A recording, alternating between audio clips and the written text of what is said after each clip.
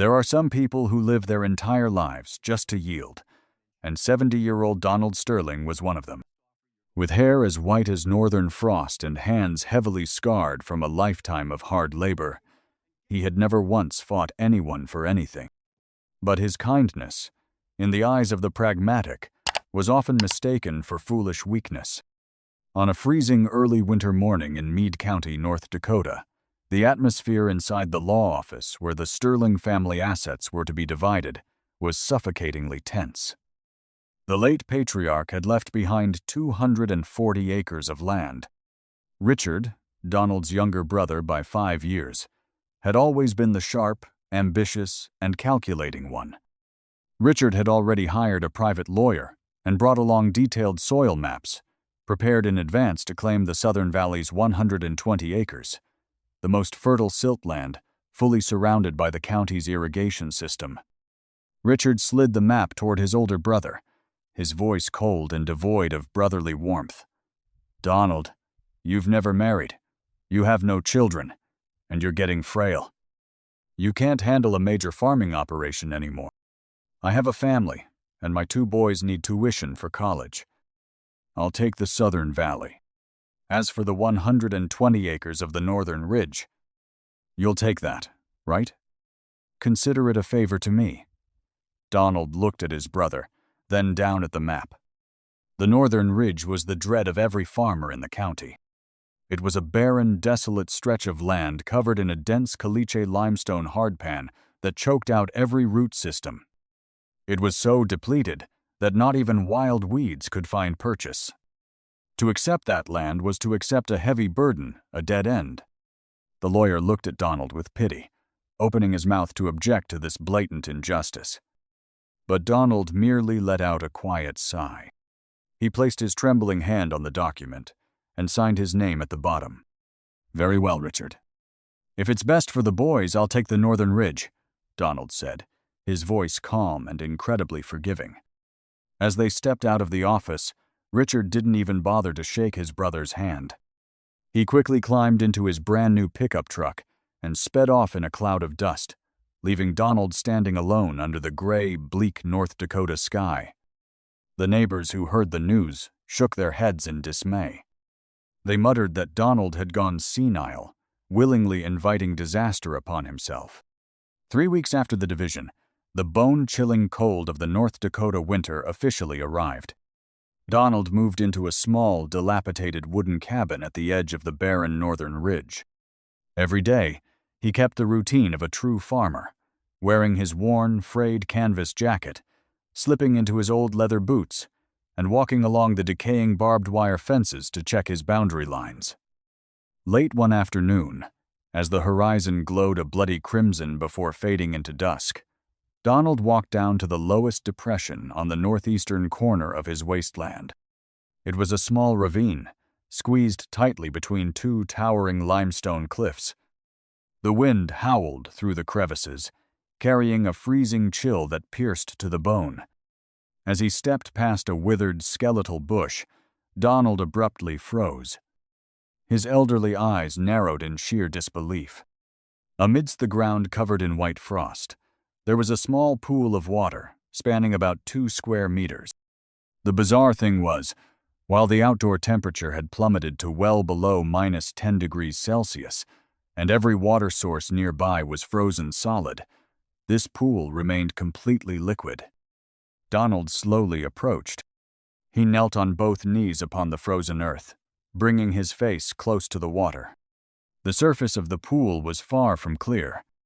It was covered by a thick, dark brown sheen, shimmering and reflecting the final rays of twilight like slick, dark grease. A distinct, heavy aroma wafted up the pungent, sulfurous, and sharp scent of crude oil mixed with damp earth. For a man who had spent his entire life in North Dakota, surrounded by the legends of black gold, that smell was unmistakable. With a trembling index finger, Donald touched the dark brown, oily sheen. The liquid clung to his skin, viscous, dark, and greasy as he rubbed his fingers together. He brought his hand up to his nose. The 70-year-old man's chest tightened, his heart hammering like a drum against the silence of the desolate ridge. The intuition of a lifetime bound to the soil whispered to him that beneath the dead caliche limestone, the very land his brother Richard had thrown away in disgust, lay something terrifyingly massive. Donald stood up and looked around to ensure no one was watching. He pulled a handkerchief from his pocket, carefully wiped his finger clean, and silently walked back toward his cabin as darkness consumed the ridge. A secret plan began to take shape in the mind of a man the world had cast aside. That night, sleep eluded Donald. The howling winter wind outside his wooden cabin seemed to match the frantic beating of his heart. On the rickety wooden table illuminated by the dim, flickering light of a kerosene lamp, Donald flipped open an old notebook. He drew a map of his property, circling the lowest depression on the northeastern corner in bold red ink. Donald knew all too well that if he rushed to report this to local experts or the county officials, the news would leak instantly. Massive oil conglomerates would swoop in, using every legal loophole to pressure him into selling the land for pennies before he even understood what he possessed. Or worse, his brother Richard would use money and influence to overturn the land division contract. He had to find the truth himself. For the next 2 weeks, Donald prepared in secret. During the day, he maintained the facade of a lonely, quiet old man gathering dry firewood. But when night fell, under the dim moonlight veiled by thick frost, Donald went to work. He didn't use loud, industrial drilling rigs. Instead, he hand-built a geological sampling drill out of heavy-duty steel pipes he salvaged from a junkyard, paired with a high-capacity manual hydraulic jack. Every night, Donald pushed a makeshift wheelbarrow loaded with heavy equipment down to the northeastern ravine. The northern ridge seemed determined to test the 70-year-old's resolve. The caliche limestone was as hard as cold steel. Every turn of the manual lever made Donald's shoulders ache as if they were tearing apart. Sweat soaked his clothes, only to freeze instantly in the sub-zero air. Some nights, the drill advanced mere centimeters. But Donald's eyes never wavered. The patience gathered from a lifetime of losses had forged in him an iron will. On the 12th night, his hand drill finally reached a depth of 15 feet. Clang! A strange sound echoed from beneath the earth, followed by a sudden, complete lack of resistance. The hand lever slipped, and the drill bit plunged into an absolute void beneath the hard stone. Donald froze. He pressed his ear against the hollow steel pipe driven deep into the ground. From deep below, a low, rumbling hum reverberated like distant thunder. Then, a sharp hiss of pressurized natural gas began to whistle through the pipe's seams. The ground beneath his feet vibrated gently. Donald's face paled. Instantly recognizing the danger of geothermal pressure, he let go of the lever and scrambled back 3 steps just as a deafening bang shattered the silent night like an exploding grenade. Splat! A thick, jet-black, viscous liquid, mixed with bursts of natural gas, erupted violently from the drill hole, shooting over 10 meters into the air before raining down in a dark, torrential shower. Donald was drenched from head to toe in the dark deluge. The liquid was warm, sticky, and carried an overpowering primal stench of crude oil that nearly took his breath away. Wiping the black sludge from his eyes, he stared at his oil-slicked palms, his entire body trembling in shock. This was no minor seepage. This was a highly pressurized, self-flowing oil geyser. Dreading any delay, Donald used the entirety of his meager retirement savings the very next morning to privately hire an independent geologist from the city of Fargo, Dr. Evelyn Reed, a woman renowned for her integrity and unaffiliated with any oil conglomerate. When Evelyn stepped down into the northeastern ravine and saw the oil-soaked earth hastily covered by plastic tarps, her stern face lost all color. She immediately deployed a portable ground-penetrating radar and took liquid samples for on-site analysis. 3 hours passed in suffocating silence. Evelyn stared intensely at her radar screen, then looked back at the 70-year-old man leaning calmly against the stone cliff. Finally, she let out a long breath, took off her safety goggles, her voice trembling with excitement. "Mr. Sterling, do you have any idea what you are standing on?" Donald remained silent, waiting. Evelyn pointed to the 3D geological structure map on her screen. "This isn't typical shale oil that requires expensive hydraulic fracturing. Beneath your caliche layer lies a perfect anticline trap, sealed by tectonic faults millions of years ago. It has accumulated and compressed a massive reserve of light, sweet, crude oil under immense natural pressure." She swallowed hard, emphasizing every word. "We conservatively estimate the extractable reserve right here to be over 1.2 million barrels. At current market rates, your worthless piece of land is worth no less than $15 million. And legally, it belongs entirely to you."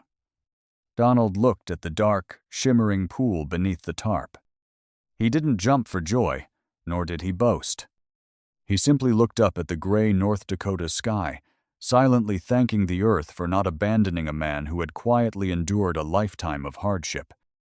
But Donald knew that $15 million beneath the soil was a scent of blood that would soon draw the hungriest wolves. And those wolves were already on their way.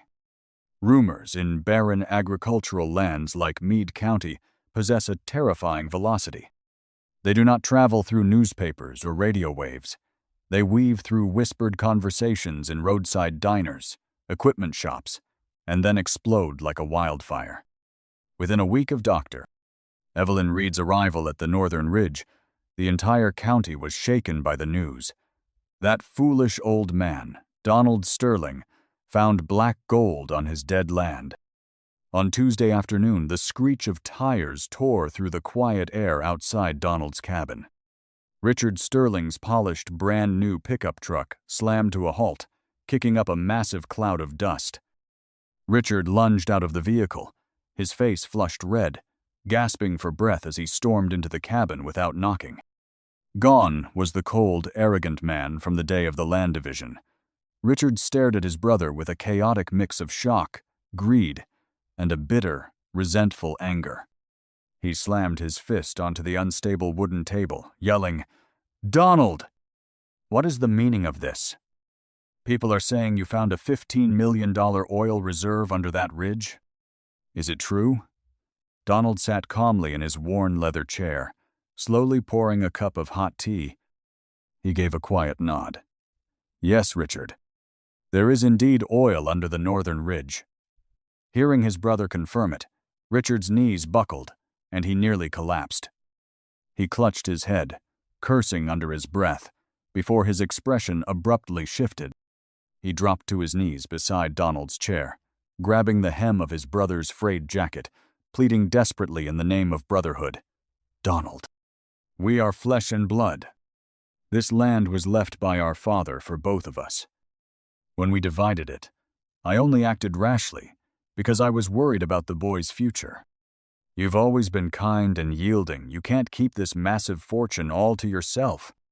We have to divide it, or at least let me invest. I'm your only brother."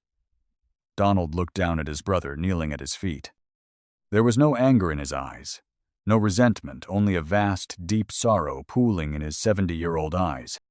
He gently removed Richard's hands from his jacket, his voice quiet but resolute. "Richard, on the day we signed the papers, I asked you if you were certain you wanted the Southern Valley. You told me this ridge was a worthless pile of stone and threw it to me. The deed has been notarized. This land belongs to me. I could yield everything in the world to you, Richard, but I cannot yield to your bottomless greed." Richard bolted to his feet, his face contorted in rage. He pointed a finger at Donald's face, preparing to spit out a threat, when another smooth engine hummed outside. A sleek, black luxury SUV with heavily tinted windows rolled into the yard. A middle-class man dressed in an exquisitely tailored suit stepped out, carrying a high-end leather briefcase. He introduced himself as Carter, a senior legal representative for Apex Petroleum, one of the most formidable multinational oil conglomerates operating in the Bakken Formation. Carter entered the cabin, casting a brief, dismissive glance at Richard before bowing politely to Donald. He opened his briefcase and laid a thick contract and a luxury fountain pen on the table. Carter smiled, his voice carrying the smooth, persuasive tone of a seasoned predator. "Mr. Sterling, our corporation has reviewed the preliminary geological reports of your land. To spare you the grueling legal battles over mineral rights and the massive operating costs that you cannot possibly manage alone, Apex Petroleum offers to buy this entire 120-acre property from you for $5 million in cash, immediately." He pushed the pen toward Donald, his voice dropping to an enticing whisper. $5 million, sir. Enough for you to live a life of absolute luxury in any resort paradise in the world for the rest of your days, rather than staying tied to this decaying cabin. All you need to do is sign here, and we will handle the rest. Standing off to the side, Richard's eyes bulged at the mention of $5 million, his throat dry as he swallowed hard. He thought to himself that if Donald signed, he would do whatever it took to claim half. But Donald only looked at the contract, then out the window toward the barren hills freezing in the mist. He knew that if he signed, Apex's massive trucks and drilling rigs would flood the ridge. They would tear down the landscape, poison the shallow aquifers with toxic chemicals, and turn his ancestors' peaceful land into a dead, gray industrial wasteland. Donald slowly pushed the contract and the pen back to Carter. "Thank you for your offer, Mr. Carter," Donald said, his voice as still as a mountain lake. "But this land has been with my family for 3 generations. It may be barren on the surface, but it kept this secret for thousands of years just waiting for me. I will not sell it to anyone for a pile of paper."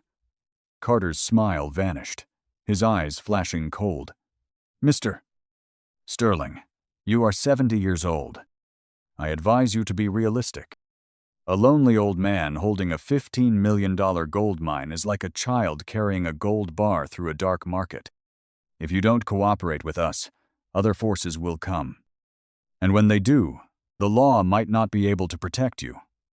The air inside the wooden cabin grew thick and suffocating under the corporate representative's veiled threat. Carter's threat hung in the wooden cabin like a toxic mist, but Donald did not flinch. He understood that if he chose silence and kept the oil entirely to himself, he would spend his remaining years fighting lawsuits, dark schemes, and family ruin. But if he surrendered and signed Apex Petroleum's contract, he would destroy his homeland. Donald chose a path that no pragmatic mind could have anticipated. Throughout that winter, he did not extract a single drop of oil. Instead, he quietly worked with Dr. Evelyn Reed and independent environmental experts from North Dakota. Rather than trying to maximize his profits, he spent months drafting a comprehensive environmental impact assessment and building an ironclad legal framework for his property. By the following spring, Donald officially announced his decision, leaving the local media stunned and the executives at Apex utterly defeated. He did not sell the land, nor did he start a private oil company. Instead, Donald signed a unique partnership agreement with the state government and the North Dakota Conservation Foundation to establish the Sterling Ridge Heritage Trust. Under the terms of the trust, the oil reservoir would be extracted at an extremely limited capacity, utilizing the most environmentally friendly horizontal drilling technology from a site located outside the ridge boundaries to completely protect the topsoil and the valley's shallow water tables. 70% of all oil revenues, estimated at over $10 million over 10 years, would flow directly into a community trust fund. This fund was dedicated entirely to providing financial aid and low-interest loans to struggling farmers in Meade County, facing foreclosure due to natural disasters and droughts. 20% of the revenue would be used to restore, replant, and transform the entire barren northern ridge into a protected wildlife sanctuary. Donald kept only 10% of the proceeds to maintain his simple life and cover basic administrative costs. On the day the Heritage Trust was announced, hundreds of local farmers gathered in the yard outside Donald's wooden cabin. They had not come to witness a show of wealth. They came with calloused hands, holding their worn caps, looking at Donald with deep gratitude and profound respect. From an old man ridiculed as foolish and weak, Donald Sterling had become the savior and hero of Meade County. Richard Sterling stood at the edge of the crowd, quietly watching the brother who was now surrounded by warmth and celebration. Richard's defeat was not merely financial. It was the absolute failure of a ruthless transactional worldview when faced with selfless benevolence. He realized that even though he had taken the most fertile land in the South, he would never possess the peace and respect his brother now held. Richard slowly walked up to Donald, lowering his head, his voice barely a whisper. "Donald, I'm sorry. My whole life I thought you were the foolish one. But it turns out I was the one who was blind." Donald looked at his younger brother, offering a soft smile as he placed a weathered hand on Richard's shoulder, a gentle pat that washed away the bitter grievances of the past. "The land doesn't belong to us, Richard," Donald said softly. "We are only its temporary guardians, for a brief moment in time.